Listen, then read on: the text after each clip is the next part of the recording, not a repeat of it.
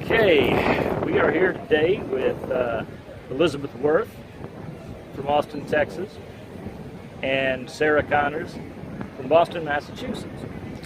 I guess my first question for you guys would be, starting with you, Elizabeth, what got you into loving motorsports? What about it, fascinates you?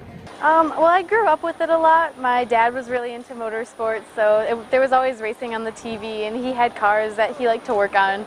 So it was always in the family, but I really didn't get into it until I was a senior in high school. And I just kind of stumbled on it again, just seeing magazines and stuff laying around the house, and thought I would give Formula One a watch, and really, really enjoyed it. So got into it like that. Okay, and how about you, Sarah? So I actually cover hockey as like a part-time job, and we have a bunch of commenters on our website that we've gotten to know over the years, and a bunch of them always go up to New Hampshire for the NASCAR races, and they're super into motorsports, and I always made fun of them for it. And then I went and saw the movie Rush. You became a convert. Yeah, it was really interesting, so I watched a few F1 races, and I never realized this was so interesting, and it just kind of snowballed, and now they all make fun of me, so it's beautiful. Okay, so welcome to motorsports team. Yay. Yep. These fabulous banners you guys wear, we're just going to have to, can you show us that? Yep. Okay. So, Elizabeth, tell me, what do we have here? So this is a Connor Daly banner. It says Connor Daly rated 50 out of 50 stars. I just kind of enjoy making something a little silly, a little over the top, but fun, because it sets you apart from the crowd, but it's a way to show that you're still supporting the series, and it's always kind of been my style to make something myself. So I started doing this my first race that I ever went to, and I've done it for almost every single one since then. Okay, I know, I think the Formula E race I saw in your Twitter feed, you had done looked pretty intricate. So what are the different ways that you put a banner together? I started off just doing like a country flag, and then painting on it something silly, like maybe a pun or something. Right. And then it kind of progressed to where I wanted to be more artistic. I did art in high school, and then just kind of fell out of it.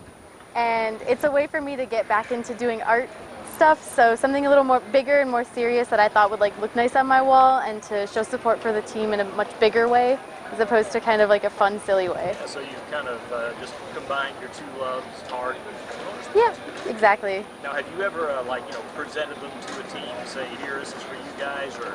I actually did. I made one for Joel Bianchi after he had gotten in his accident. I made a banner. That was one of my first ones, and I got names of people online who wanted to have their name on it, and I wrote the names of everyone on the banner and presented it to the team and gave that to them. I'm guessing that meant a lot to the team. Yeah, it did. Yeah. So, Sarah, tell me a little bit about yours. So this is an Alexander Rossi flag. I've supported him for basically since I got into motorsports. I wanted to find an American to support. I always kind of do the whole Team USA thing, a little over the top. But so I did a few flags for a couple guys in F1, nothing too serious. My first really big one was for him in GP2 in Austria last year, and it ended up being a great experience. He brought us into the garage and everything, and kind of the same thing. I fell out of doing art in high school. I just got too busy, and this is a nice way to, kind of use my talents again. You have your artist background. Yep. Okay. So Elizabeth, I think the first time I became aware of you was shortly after Governor Abbott, in Texas, had the less than wise decision, we're going to say, to withhold the funding for the Circuit of the Americas in Austin and the Formula One race. And tell me a little bit about, what you did in terms of efforts. Well, personally, I know you told me, I found out through one of your tweets, and so, sent a message to the governor. First of all, why did you decide to do that? And second of all, what all did you do, in the effort to make sure the funding got reinstated? Well, I've moved to Texas. I'm from Michigan originally, and I moved to Texas partly because of the Circuit of the Americas. And it was a big part of my decision of choosing which university to go to. So having that being on on limbo of being cut it was very scary for a moment, and I knew that I didn't want to just sit back and let things happen, so I wanted to do whatever I could to, try to help and get things back the way they should be. Right. So I made a petition and tried to get everyone on Twitter to sign it, and a bunch of people were very receptive to it. And I started tweeting at Governor Abbott, and a bunch of people did as well. And I did a little bit of calling as well, just to call the governor. Let him know. Yeah. So I did that, just trying to get, to show that, it's not just a race that happens. It's a little bit more than that. Like, people come in from all across the world to come for Formula One. Right. And the world comes to Texas, so hey, Governor, let's keep this going. Exactly. It brings in a lot for the economy, and it actually brought, there were studies that had shown that it was much more beneficial to have the race than it was a detriment to the state. So cutting funding would have been, it wouldn't have made sense. Yeah, so I would guess that at least in part, due to your efforts, that must have gotten through to him or his staffers. I think it must have had some effect. I know that there were a lot of people who were also very interested and who became more vocal because there was somebody else they knew who was being vocal. Yeah, it's almost like, I guess, it wasn't even really on his radar particularly. Exactly. He just saw something about Formula One, Yeah, exactly. It was a change of governors too, so the prior governor had been the one who had, made the deal and made the money, and I don't think it was as much as, Okay. And Sarah, have you been to the U.S. Film? Oh yeah. This will be my 4th year actually. Yeah. I went there before you went. Yeah, before you moved there. Yep. A friend of mine, gave me tickets a couple months after I got into motorsports, but it's beautiful. I love it. I mean, and with our Grand Prix in Boston being canceled, I kind of take what I can get where I can get it. Right. Yeah. I've actually been lucky enough to go once, and I intend to go again. So that's. The weather last year was a little. It was a little bit much. Oh my gosh! Yes, it was the monsoon. Yes, it was. But every other year it's really nice for me, especially, and I'm sure this is true of a lot of other people, where the weather starts turning in your country or your state in November, and you get down to Texas and it's warm and. You can be outdoors all weekend, and it's super nice. So it's a nice timing and everything. Yeah. So. Absolutely. I remember, I guess it was 3 years ago. I think it was 92 degrees. Yep. Yeah. It's beautiful. It's normally very beautiful that time of year. Yeah, absolutely.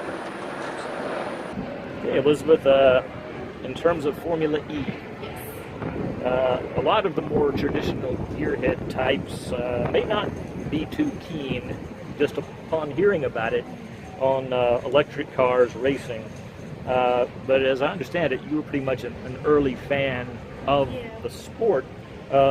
What appeals to you about it, and what would you say to folks in terms of maybe getting them interested? It seemed like a very interesting project right from the get-go. Just the concept of electric cars alone was a lot. That was enough to get me looking into it when I had first heard of it. And so I had started watching from the very first race and kind of kept tabs on it even as it had progressed, because it just seemed interesting, like something new. And I know that one of the big turnoffs for a lot of people is that you can't hear it. It's not as loud, like you don't feel the engines.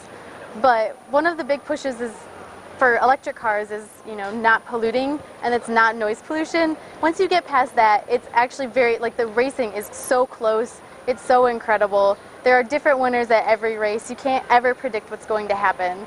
And it's a lot of fun even to attend. It's cheap. It might not be as easy to get to just because there's only one race in the United States that's in Long Beach, but it's definitely worth a trip to go out there to see it. What were the crowds like when you went this year to Long Beach? This year they were actually pretty good. The grandstands were full on race day for the race. It was really incredible to see that happen too. The first year that they had done a free race there, so this year having people buying tickets was incredible to see.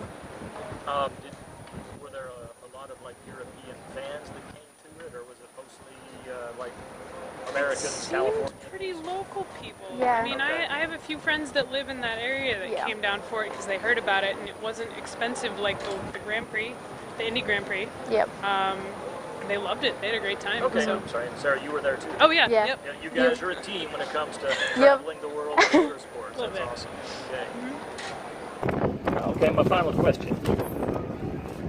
Because you love motorsports so much, please tell me, what cars do you all drive yourselves? Oh, Lord. Do you want to start? Yeah, I actually would love... I want the really, really fancy Tesla, actually. Okay, so your dream car is the Model S. Yes. Okay. Yes. That or...